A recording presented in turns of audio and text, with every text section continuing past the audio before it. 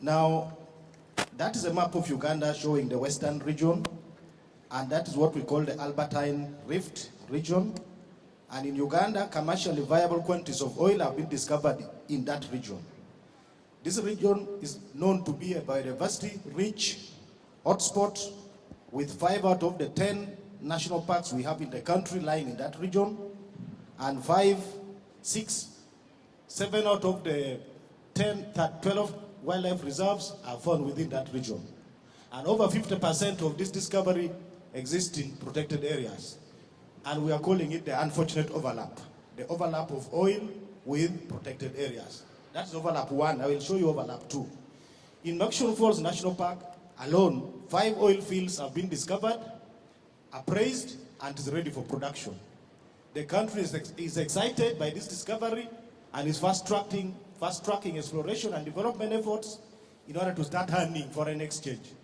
Within the national park itself, you can see from that map, those dots you are seeing, the black dots, those are the oil fields, the oil wells.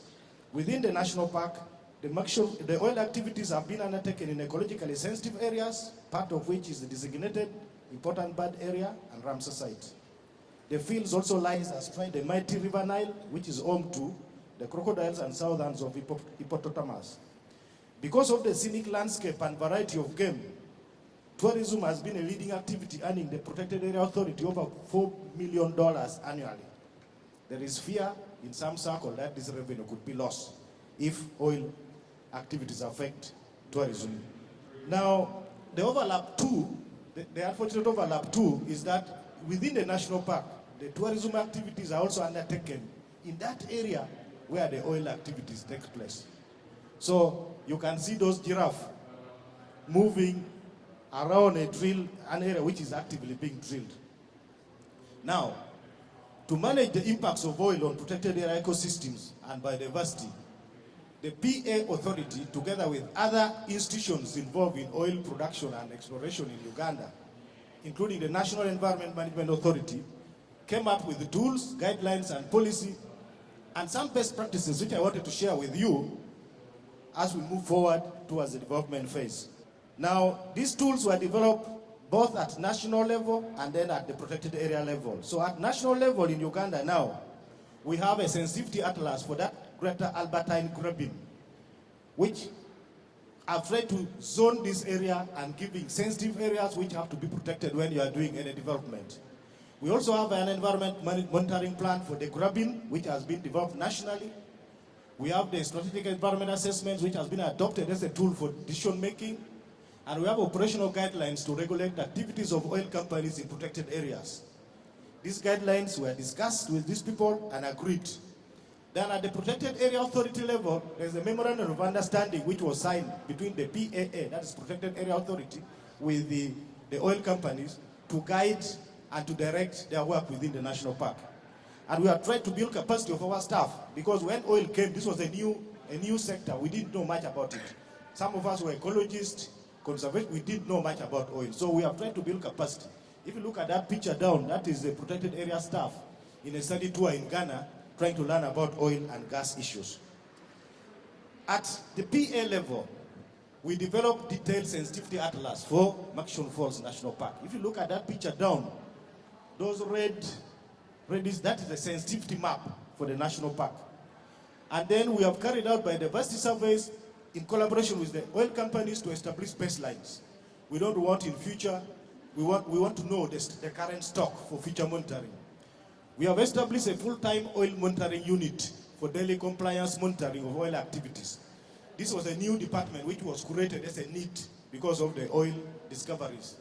We have recruited and trained over 100 staff to work with the oil companies to do the daily compliance monitoring.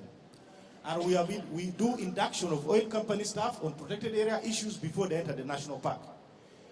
And then we ensure that restorations of all drill sites and access roads are immediately done after drilling. So the oil exploration phase is finished, but to date, if you go there, you may not know there were oil wells because they have all been restored. And we have also convinced the oil companies to pay money. They enter the national park as tourists on a daily basis. So that money is plowed back into conservation. And what we are now doing we have also initiated and implemented stakeholders quarterly engagement because we want people to be aware of the activities of the oil companies within the national park. Why is this an inspiring solution? One, tourists in the national park have a right of way. When the oil company vehicle is moving and the tourists are also moving, the oil company vehicle must park, and that is being implemented and very seriously. We have established environmental and biodiversity baselines for future monitoring.